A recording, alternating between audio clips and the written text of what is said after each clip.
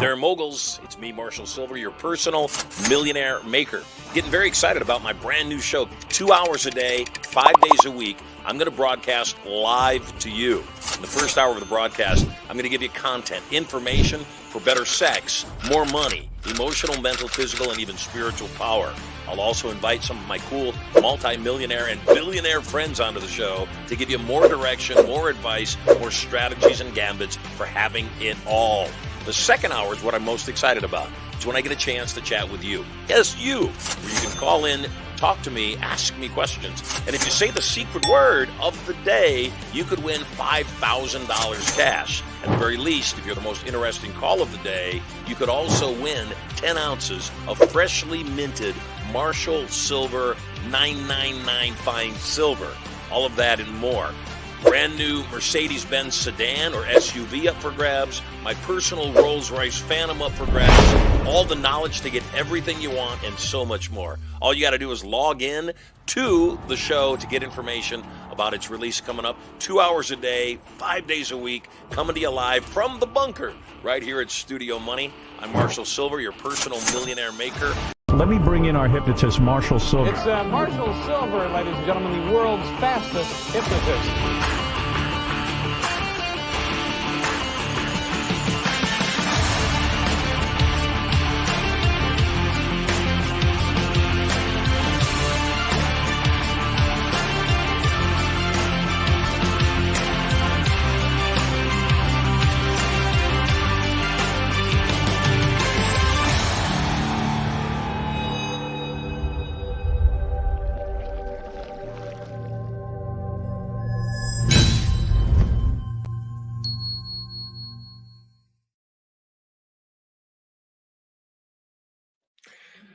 How can something so simple be so amazing?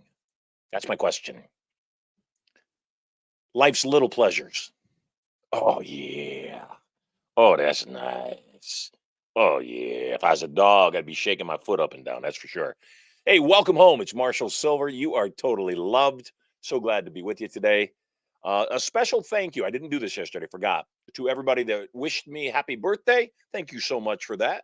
As you level up, as you advance, things that were important to you become unimportant to you, and things that didn't seem that important to you become really, really important to you.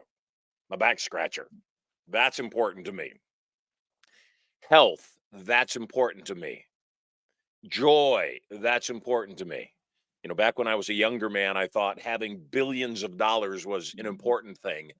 And then God blessed me with a lot of money and an amazing lifestyle. And I came to realize that the higher the levels, the higher the devils for sure. And money is definitely a higher level. When you have more money, you get attacked more often.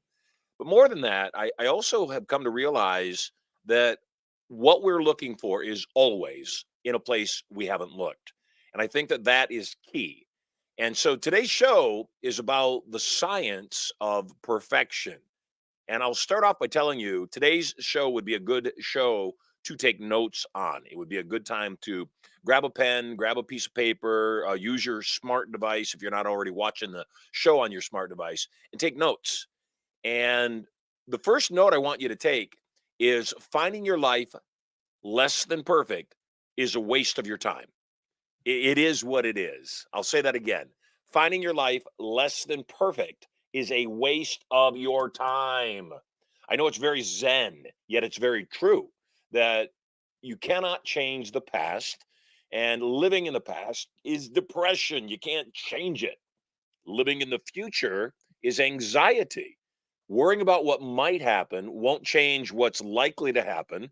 And even the things you worry about happening that actually happen aren't necessarily against you. Sometimes they're really good for you. I mentioned yesterday that I, had a minor challenge. I had some flare up on my skin behind my ears. And yesterday, I thought it was gone, done. I was praising God because I've been suffering from it for the last, 3-4 weeks maybe. And so yesterday I was very happy. I thought it was gone. And then last night, while I was watching, I don't know. I Can Do Anything. I think it was the movie I Can Do Anything. I started feeling the sensation of the breakout on the skin again badly. In fact, worse than I've experienced it. And one of the things about perfection is recognizing you can't fight circumstances. They are what they are. My beautiful, amazing, perfect daughter is petite like her mother. As I've mentioned on this show before in the past, often my criteria for selecting a relationship was blonde hair, blue eyes, and very large blue eyes. And that really was both my first two wives, without a doubt, and most of my girlfriends throughout time. And finally, though, when you don't find what you're looking for where you're looking, you have to look where you don't think it is. Let me say that again. Not only is what you're looking for in a place you haven't looked, that's a given. You haven't found it yet. The the other lesson is it's almost certainly in a place you don't think it is. So maybe it's a place you looked and you didn't find it there. Maybe it's a place you haven't looked because you said to yourself, "There's no way what I'm looking for can be there." These glasses are different than these glasses. Glasses I have on are different than these glasses. Now, these glasses I like a lot because they have lights on them. And so they make it remarkably easy to read. The challenge with these glasses is a couple people actually told me they thought they made me look beady, made my eyes look beady. And I don't really care, except I'm fashionable and I want to look good. So I got these glasses because these glasses not only don't make me look beady, these glasses also have an anti-reflective film on them. So they don't reflect as much as these glasses reflect. And so these are the glasses I wear. This morning, when I got ready to do the show, I couldn't find these glasses. I looked everywhere, couldn't find these glasses. And one of the first things you want to do when you're looking for something is ask yourself, have I had it before? If I have had it before, when was the last recollection of having had that thing that I had before? Because that's a good place to start looking. You backtrack and you say, okay, sometimes what you're looking for, you've never found. Maybe great wealth, maybe an awesome relationship, maybe amazing health. And so what you want isn't where you were. You didn't leave it anywhere because you never had it. So what you've got to do is be counterintuitive and start looking where you don't think it'll be. Even though I remembered the last time I had used my glasses, I was sitting on the couch, like I said last night, watching a movie with the kids. And this morning, when I woke up, I couldn't find them anywhere. I looked by the couch. I looked where I was sitting. I looked in the kitchen where I'd gotten some water. I looked downstairs where I had traveled. Couldn't find them anywhere. So sometimes surrender means just letting it go. Just let it go. Deal with what emerges. And so I let it go. And sure enough, a couple minutes later, my beautiful bride came into the studio, brought me my latte. God bless that woman. I love her so much. And she also said, I found your glasses. They were in the couch right by where you were sitting last night. So sometimes what we want is right directly in front of us. And for whatever reason, we can't see it. My wife, and you hear me say this every day almost, and probably a million times a day, is the best decision I ever made for so many reasons. Easy, just easy. And as I've leveled up, that's one of the biggest things I want in my life is I want my life to be easy, drama free. Unlike TNT, I don't do drama. And I cannot tell you how much easier my life has been since I determined not only will I not do drama, I don't allow drama around me. So if drama is happening around me that I can stop, I stop it or I insist that it stops. If drama is happening around me that I cannot control, I get away from it. I just walk away. I move away because I'd rather be happy than right. I'd rather be rich than right. I'd rather be alive than right. And so when you are right or you need to be right, you are setting yourself up to be wronged by other people. Went to Six Flags Magic Mountain on Monday, had a phenomenal time. My son forgot his sunglasses. I gave him my second pair of Maui Jims, very expensive glasses. Somehow they got broken. In an older time, in a previous life, in a previous incarnation, it might have bothered me, even upset me that the glasses got broke because I thought I was doing a nice favor. these days it doesn't matter. I mean, I care to a degree. I care whether or not, somebody breaks something that's important to me.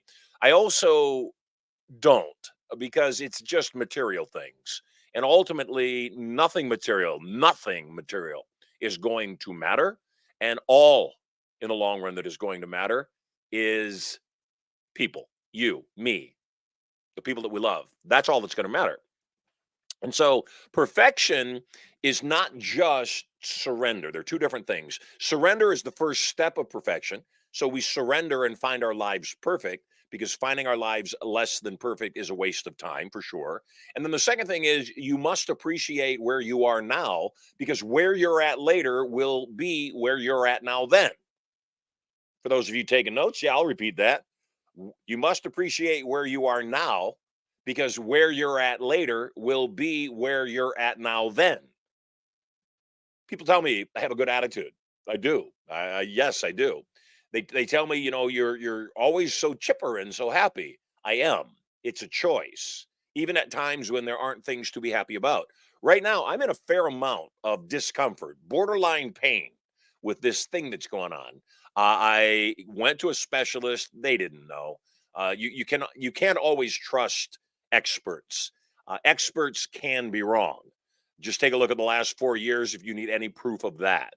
And so ultimately, part of surrender is acknowledging the fact that you are 100% totally responsible for your life's experience. You're not responsible necessarily for what happens to you. Sometimes that is out of your control and out of your responsibility, yet you're responsible for how you frame that thing and how you respond to it in your life. Back to the example of being married twice before I met my one true wife. I'm glad. I cannot tell you how perfect I'm positive it was that I went through the hell that I went through in my previous marriage. And the reason is, once again, to know what a bad marriage is, but more importantly, to know what a great marriage is, like the one I have now. And I look at that in every area of my life. And when I say find your life perfect, that gets to the things that are almost impossible, massively challenging to figure out that they are surrenderable. Someone you love dies. That's not fun by any stretch of the imagination. Devastating, actually. I still mourn the passing of my mother, and she died 11 years ago. Sickness, physical challenges, especially ones that we don't know what to do with, that we know people don't know what to do. If I get a cold, I know the doctor's going to prescribe maybe some antibiotics, maybe tell me get some rest, whatever it is. But so many times there are things that even the doctors can't tell you this is what's going to cure or solve your challenge. And so you surrender. I have four brothers. They're all gorgeous men. They all are tall. All of them are taller than me. I'm the shortest man in my family, not the smallest. I'm the shortest. And they all have beautiful full heads of Elvis Presley hair. I'm not talking about just good hair. I'm talking Elvis frickin' Presley hair. I'm talking big bouffants, gorgeous human beings. Not me. Not so much. My head decided would not grow hair in the same way. Now, we have a different father. We all have the same mother, but we have a different father. And my father had a full head of hair. Good looking man, clearly. And the distinction, though, is that hair loss tends to jump a generation or two. And so, for me, I was the generation that got it. It was stress when I was younger. I thought, gosh, how can I ever deal with life if I've got to deal with this? And so early in my life, I wore a hair replacement. If you see a lot of pictures of me from the time I was 21, anytime until about 2013, I think. If you saw me with hair, that was a hair replacement. And I don't knock anybody. You take a look at like Jeremy Piven, a very well-known actor who wears a hair replacement. He looks phenomenal. Looks great. Everybody knows it's a hair replacement because he does ads for the hair replacement company that does his hair replacements. So everybody knows it's a hair replacement, but it's no different than you wearing a particular dress because the dress makes you look better, or a particular suit because you like the way you look and feel in that suit. And so for me, I liked the way I look, but I didn't like the inauthenticity. And I particularly didn't like the inconvenience. I didn't like all the extra work that went into making sure that I looked good and all. It seemed to me to be a waste of time on something that was relatively unimportant. Now, don't get me wrong, looking good is important. We are judged almost instantaneously by how we look. While not fair, it's a fact. So surrender already and find it perfect, because finding it less than perfect just wastes your time. It is what it is. People will judge you on the size of your body. People will judge you on how much hair you have. People will judge you on the color of your skin or your gender or your points of view or your height. They'll judge you on all of that. So, how do we become as powerful as we can become? First and foremost, lose the need for other people's approval. Flat out, let it go. They're going to like you some days. They're going to think you're handsome or beautiful some days. And some days they're not going to like you and think you're butt ugly. It's a fact. It's guaranteed. It's a given. And so what you've got to do is you must accept the fact that it is what it is. How do I deal with this? We've been looking for a new theater. As you may know, we had a theater here in my vacation hometown of Carlsbad, California. We put about $1 million in the renovation of the theater. And then March of 2020 occurred right as we were completing our theater. As you know, in March of 2020, everything locked down. And when everything locked down, our theater locked down. Even when things started to loosen up and people could do a little bit of business, they still required 6 feet of distance for everybody and still required people to wear masks. I never subscribed to the mask fallacy or illusion or fraud. It was a fraud. It still is a fraud. Masks don't help anything. They don't stop the transmission. Well, why do doctors wear them? I don't know. You'd have to ask a doctor. Certainly, that is a little bit different. They're over people. They're on open wounds. So yeah, a mask for a doctor is a different circumstance. And frankly, if it's the doctor's choice, it's the doctor's choice.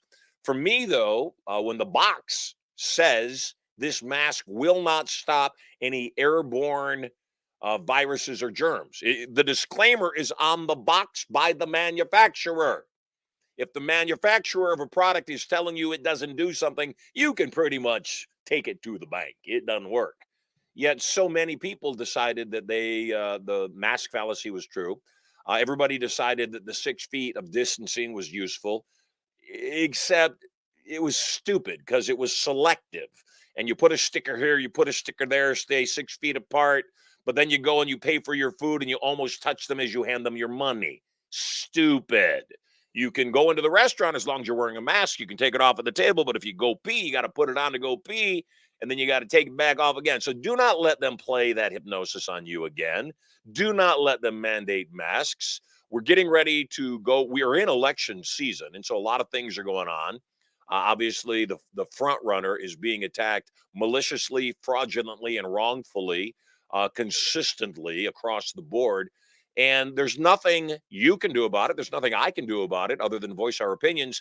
And here's the beautiful part: there's nothing Trump can do about it either. He's being attacked. And so, what's the best thing you can do? Deal with it. Just deal with it. So, when COVID hit and everything got shut down, my theater got shut down after $1 million of renovation. When COVID lifted, the landlord came after me for all the back rent.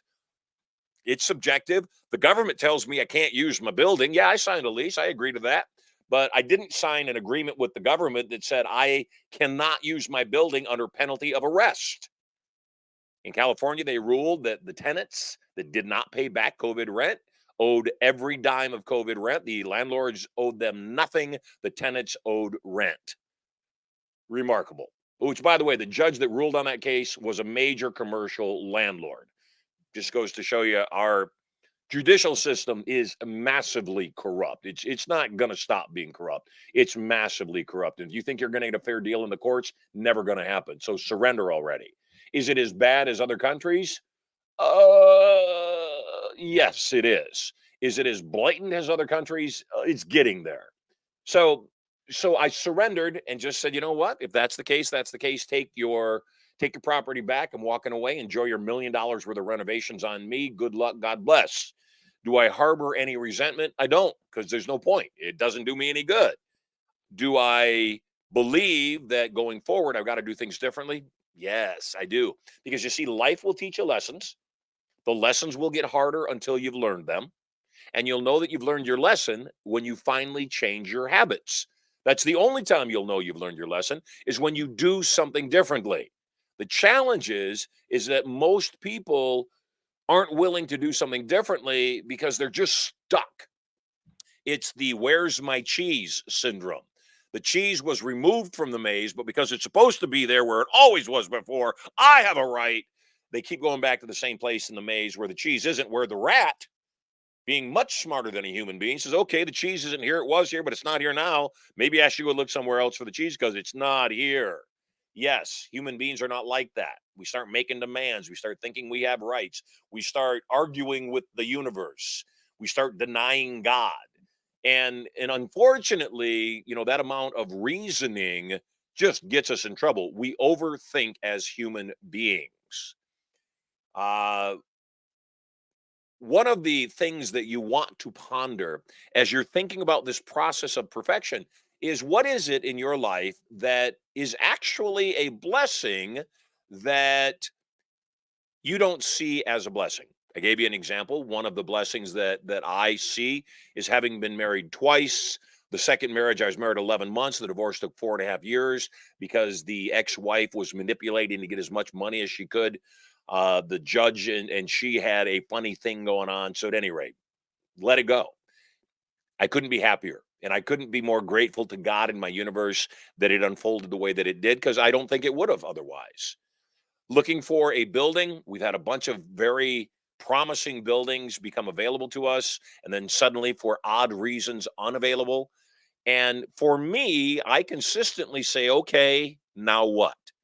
If I am back in the days when I flew commercially, even saying it sounds dirty to me. Back in the day when I flew commercially, if there was a delay in the flight, you'd see people getting angry and upset over the inconvenience. And it's only an inconvenience. It's not life changing. You're not going to die because your flight was delayed. Although there may be consequences, there's no right or wrong, there's consequence. And the consequence is you may miss your anniversary, you may miss your connecting flight, you may lose a job opportunity, you may, miss out on a gig if you're, flying to go do some work that you don't get there in time for. Yet the fact of the matter is, none of your anger is going to make that flight come any faster. Can your anger get something from the flight attendant at the stand, taking your tickets? Could they put you on a different flight? Could they put you on a different airline? Maybe. Except, is anger actually going to be the thing that motivates them the fastest, or is charm going to be something that helps them motivate faster? So the first step is for you inside of your own psyche to surrender. When you surrender and find your life perfect, what happens is you start living in the present moment. My son, yesterday, we went to Magic Mountain on Monday. Yesterday, he came to me. He said, Daddy, I'm so sorry. I was going to tell you yesterday while we were at the park. I didn't find a time. And, we were just having such a good time. I understand why he didn't tell me about the broken glasses at the park. He didn't want to put a damper on it. I'm cool with that. I didn't want to put a damper on it. I paid thousands and thousands of dollars to make arrangements for all of us to be there and have a good time. So me getting upset about a pair of glasses, how stupid would that be?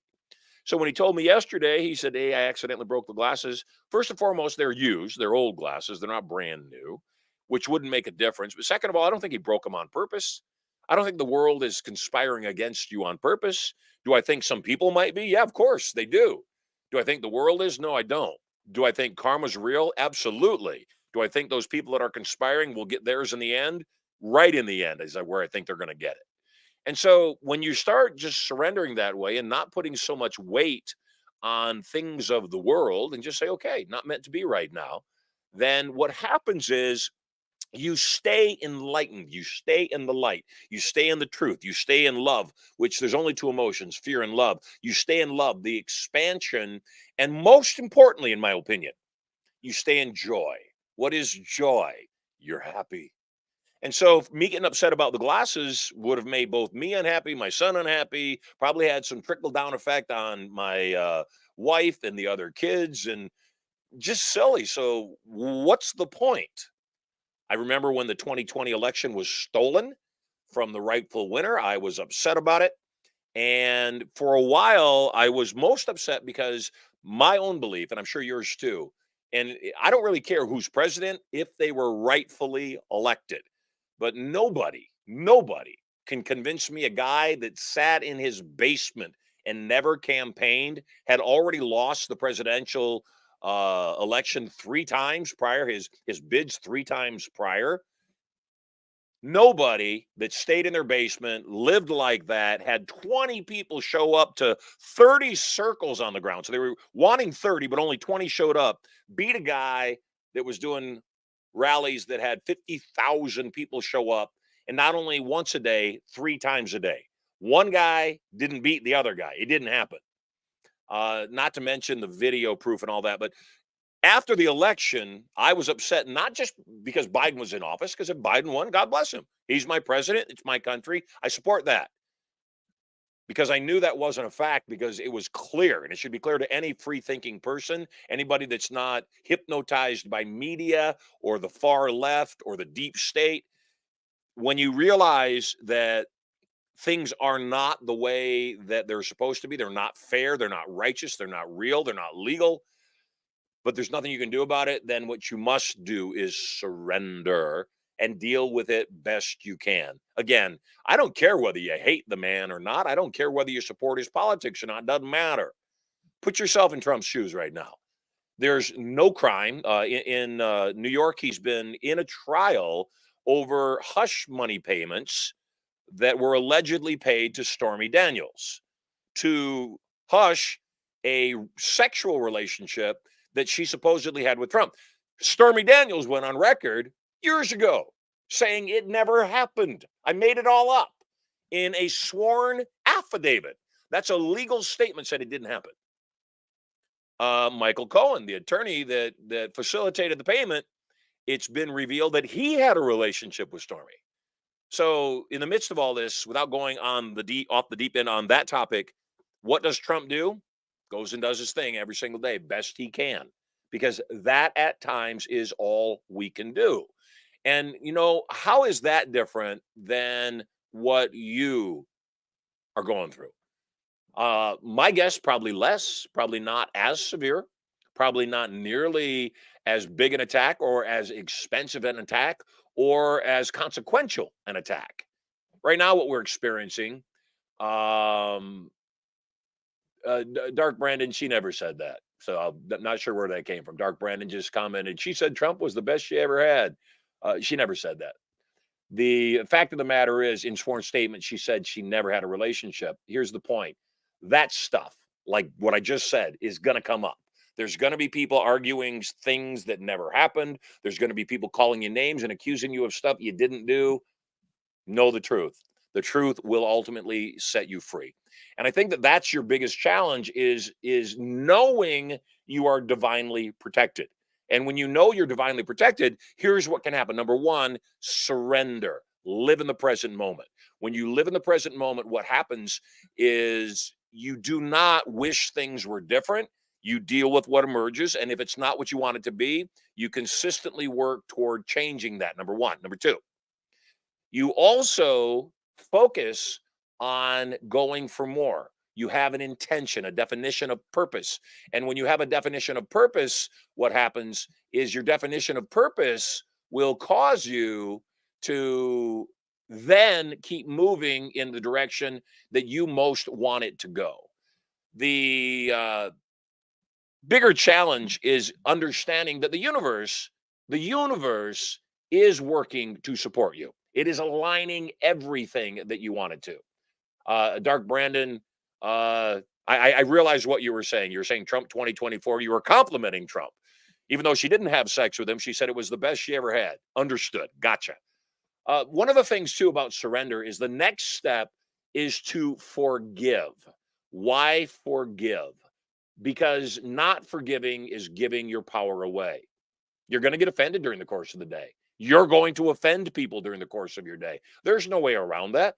I don't know anybody that isn't a little bit offensive to somebody every single day. And when you understand that fact, that it's just going to happen, you get over it. You just let it go. And when you just let it go, what happens is you take away the power anybody has over you. Not forgiving someone or something is giving your power away. Giving forgiveness is not accepting that thing to be true or right or appropriate. It's simply saying it is what it is. I'm strong enough. I can deal with this. When you start living your life that way, when you start understanding the power of perfection and surrender, and then the next step of being able to forgive and let go of all of the past, not just other people's past, not circumstances outside of you, but especially yourself. When you start forgiving yourself, you step into your power. That doesn't mean that you become a narcissist. That doesn't mean that you give yourself permission to have any kind of poor or inappropriate behavior. Just the opposite. It's you saying, that's not like me to be that way. I'm a good person and I make good choices and I am a kind soul and I'm empathetic. And then you get to the point where you start putting things in perspective. I love my son very much. He's certainly worth more than a $300 or $400 pair of glasses. Our relationship is infinitely worth more than that. My prayer is that he takes better care of things. Absolutely. I get it. Except he just turned 13. And I don't care if he was 80. He's a human being and stuff happens. And so when you just start keeping things in perspective and you really get to a point where you understand what's important, you surrender, you forgive everything, you live in the present moment. The next step, and this is the biggest lesson of the day. If there's nothing else you learned from this show today, if there's no other inspiration you carry away from me today, here's the one I want you to carry away. Utilize versus tolerate. Yes, I'll say it again, then I'll explain it.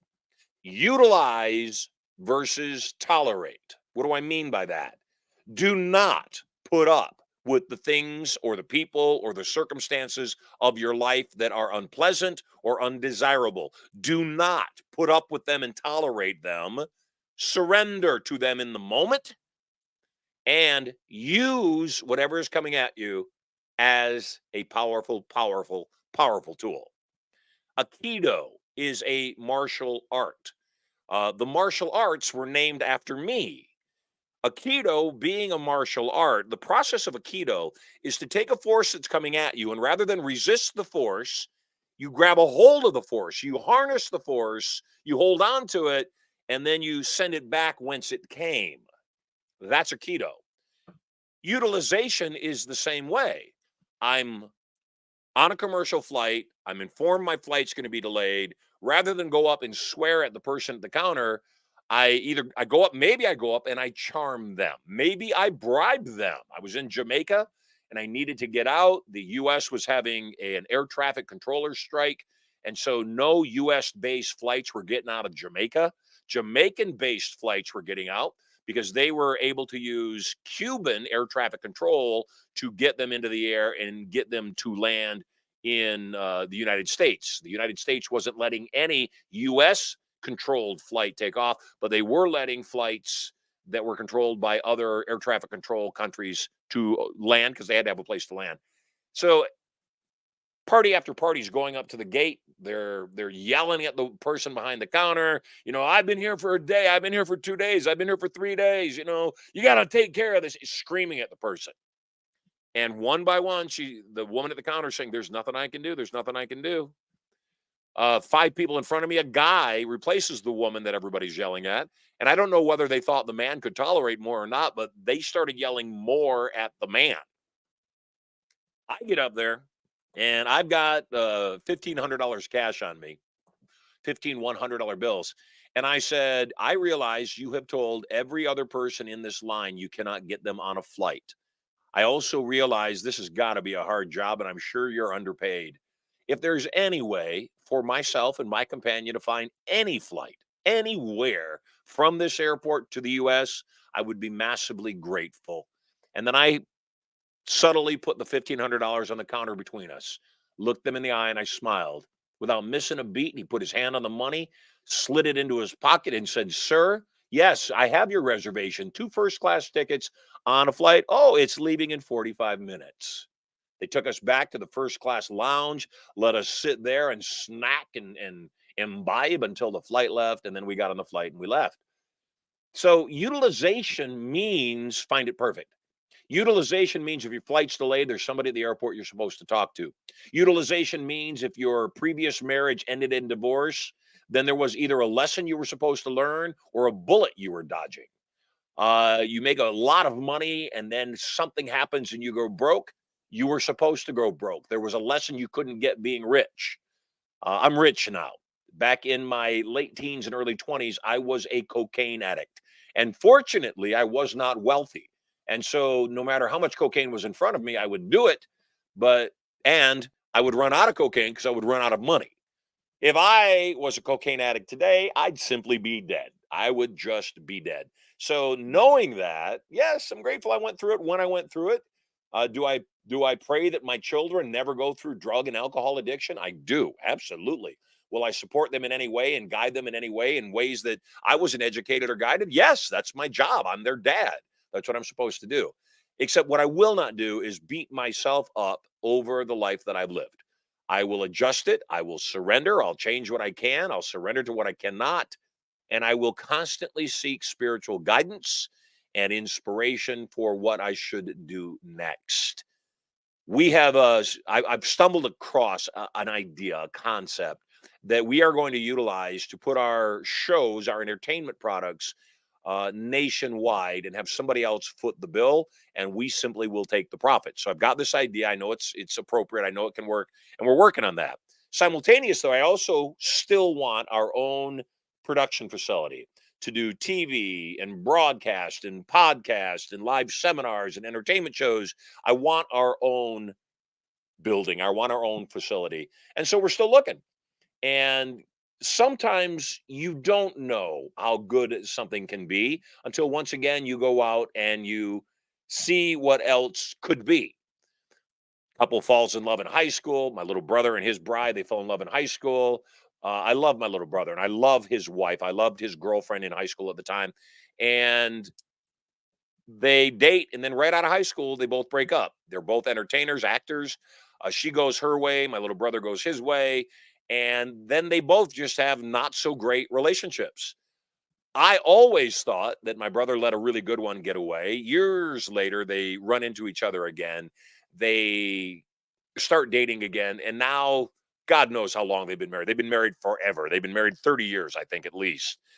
But they had to go away. They had to go do something else to recognize how good that relationship was.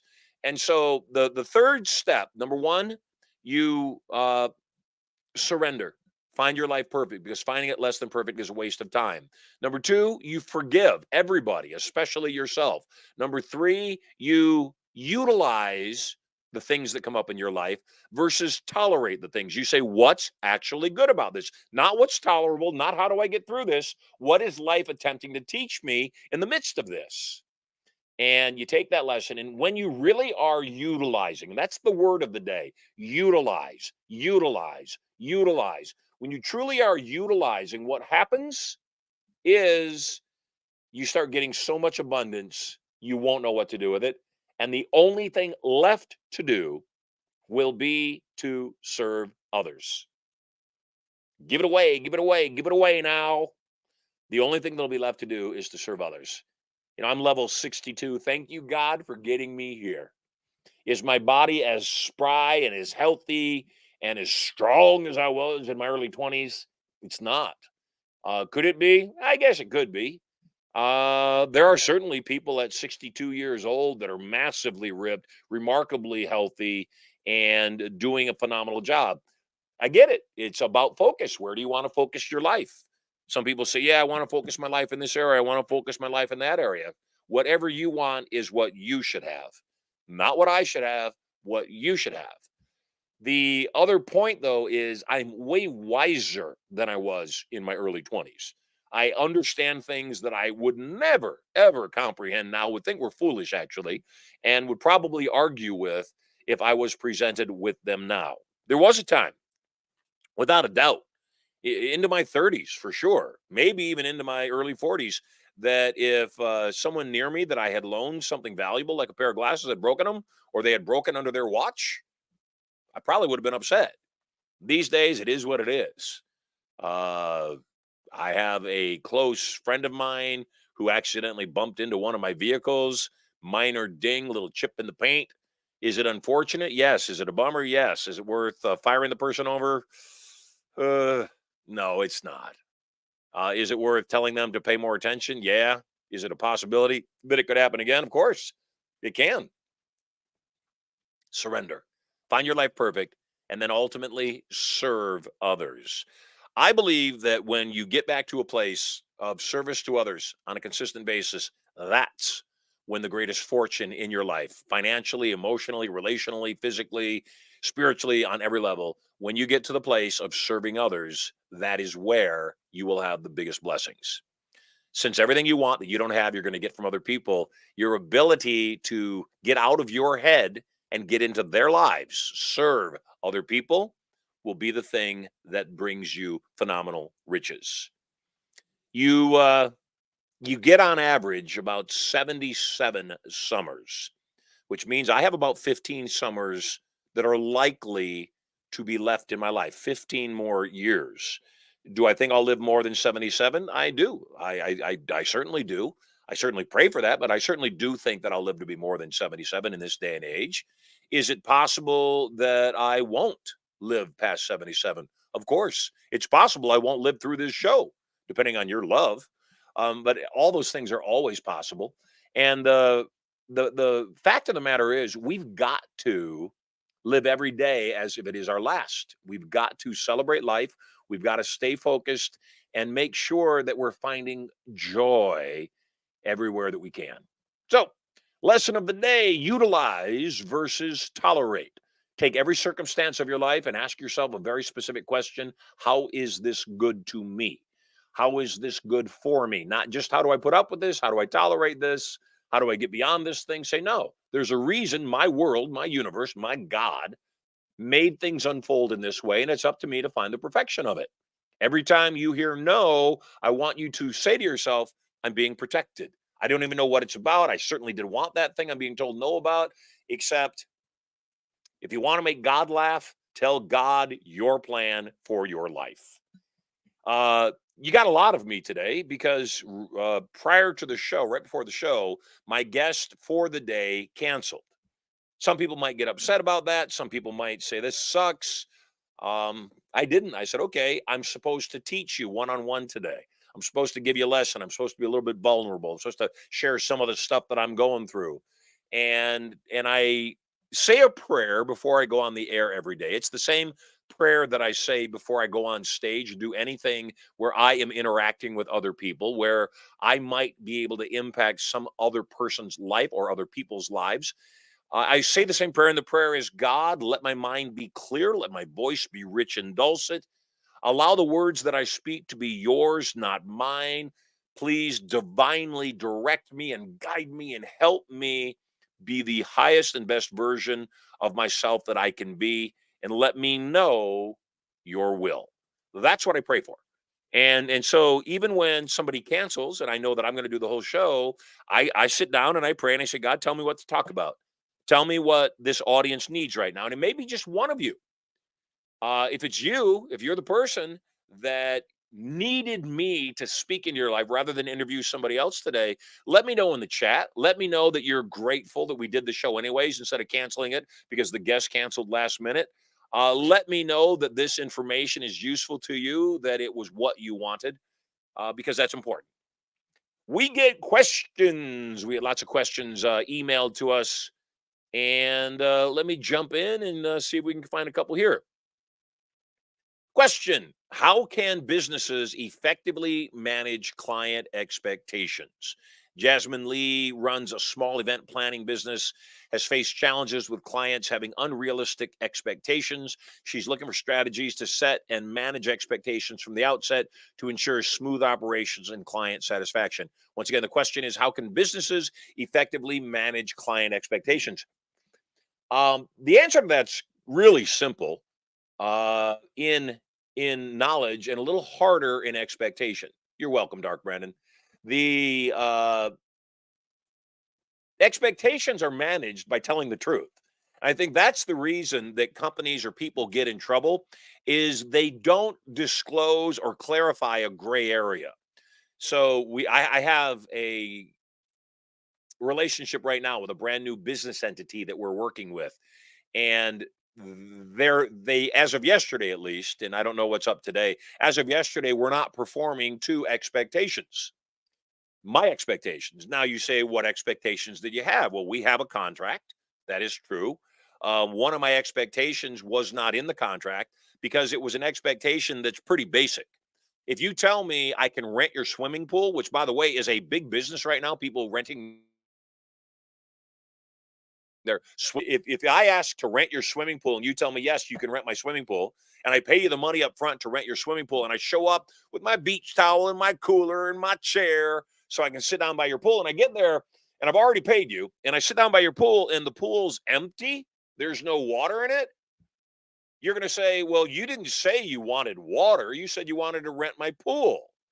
Then, yes, my response to you is going to be, why would I rent an empty pool? That doesn't make any sense. It's a pool. Pools are made to hold water. No, a pool's the concrete part of it. The water's the water. Yeah, you could argue that, but it's stupid. You could screw me over and say, well, you can have water, but there's an extra charge. I'm sorry, it's a reasonable expectation to expect there to be water in the pool. So if it's falling on the side that your clients have reasonable expectations that aren't being managed, then the way to solve this to satisfy the challenge is real simple.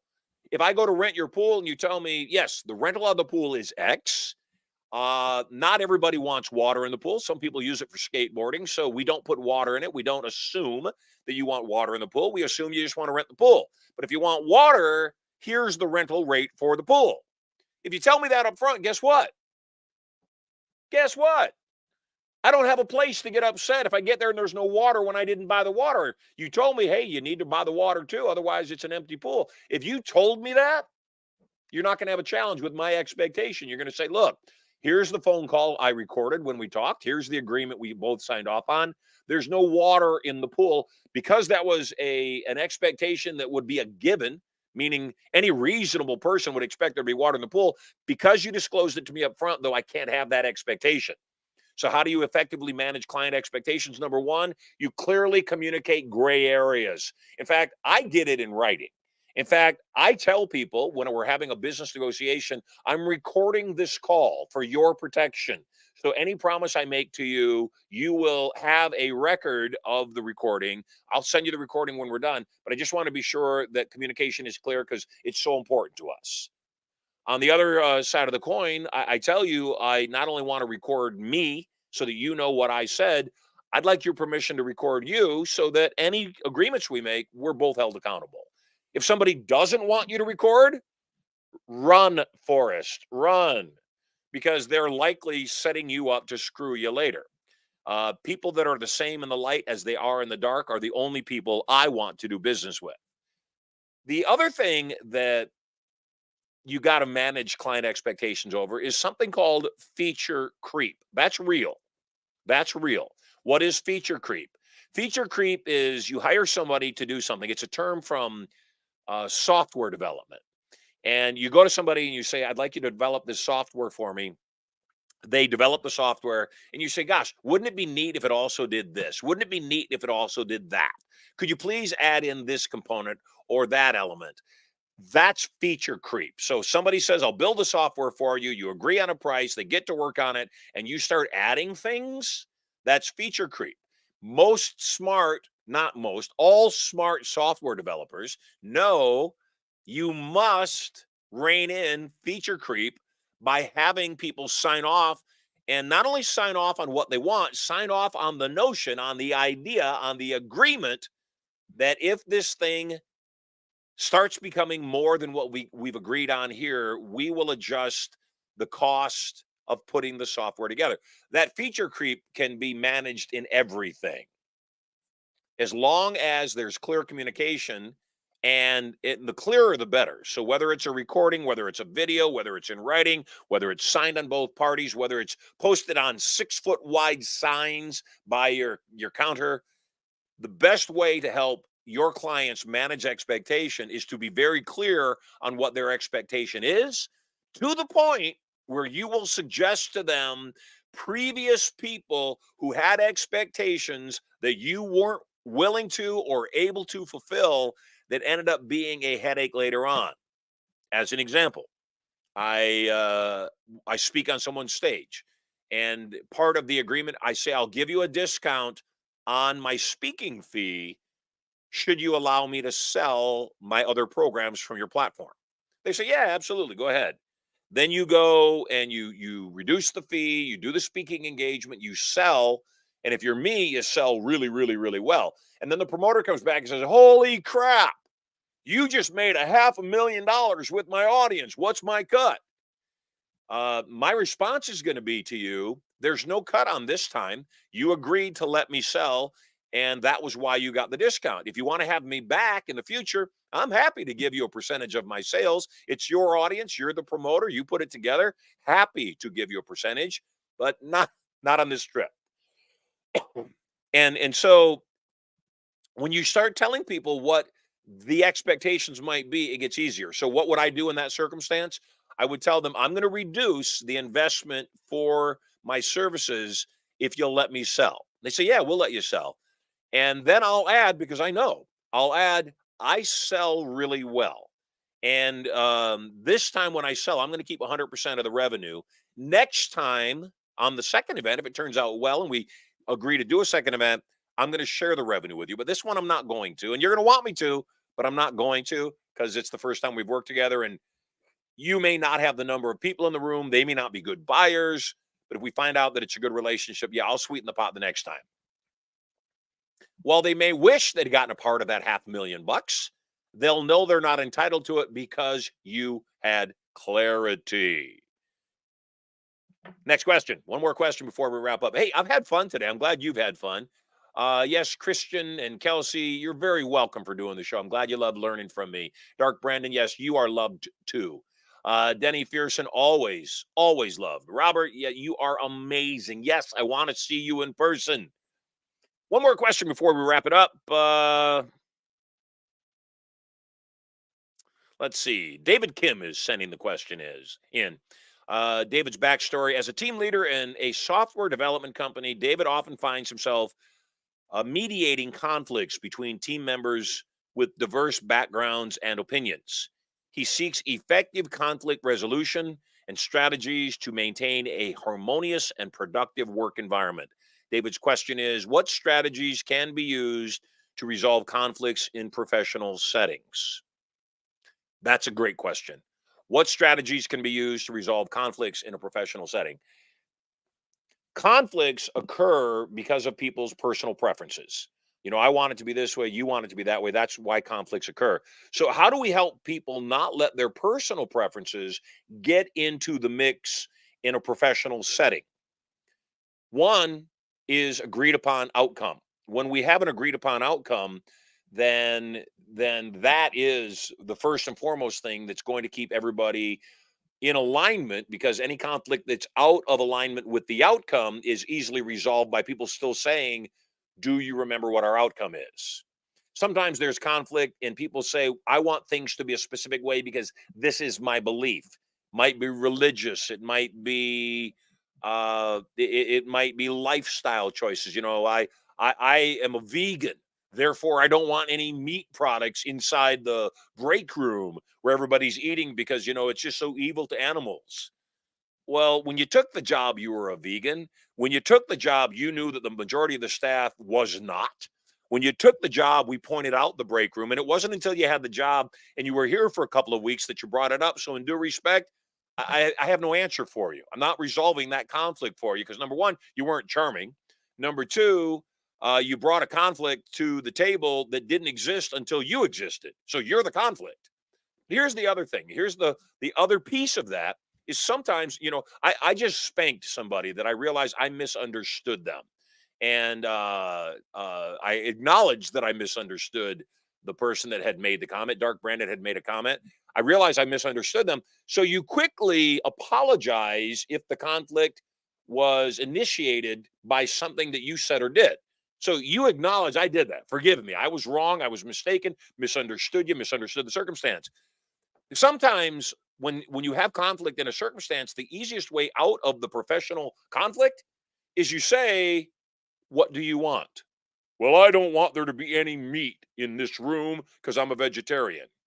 Okay, that's a bit of a challenge, because this is the break room and this is where people eat, and everybody else eats meat. So I can't tell everybody else not to bring meat just because you don't eat meat when you knew they ate meat when you got the job.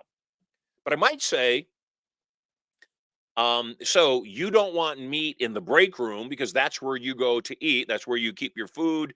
You have an ideological, a spiritual, maybe even a real reason for not wanting your veggies near their chicken wings. I get all that. So what solution, what do you want? I didn't ask you what you don't want. I asked you what you do want.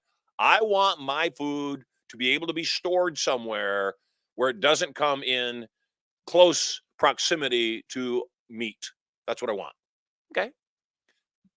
Because it's your desire and not the desire. It's not the popular vote. It's not what the majority of people want. I'm willing to let you have what you want.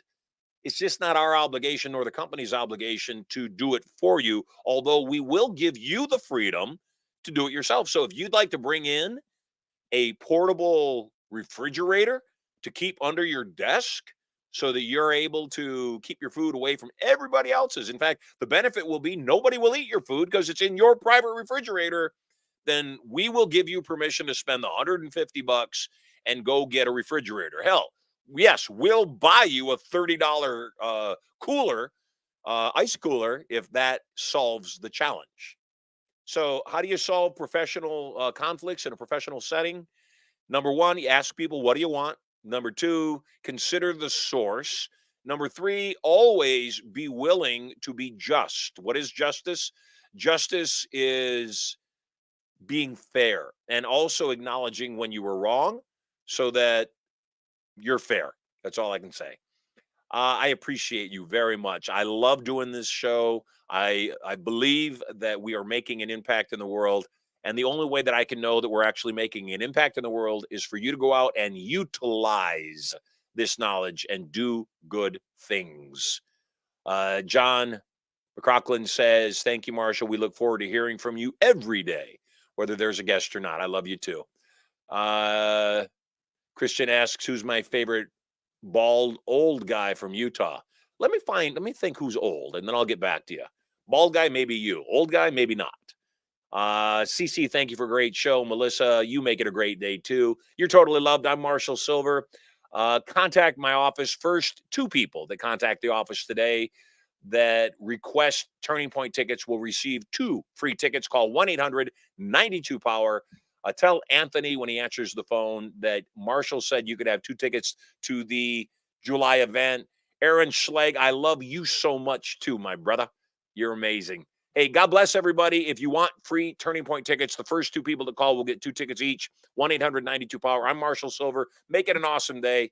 God bless. Take care.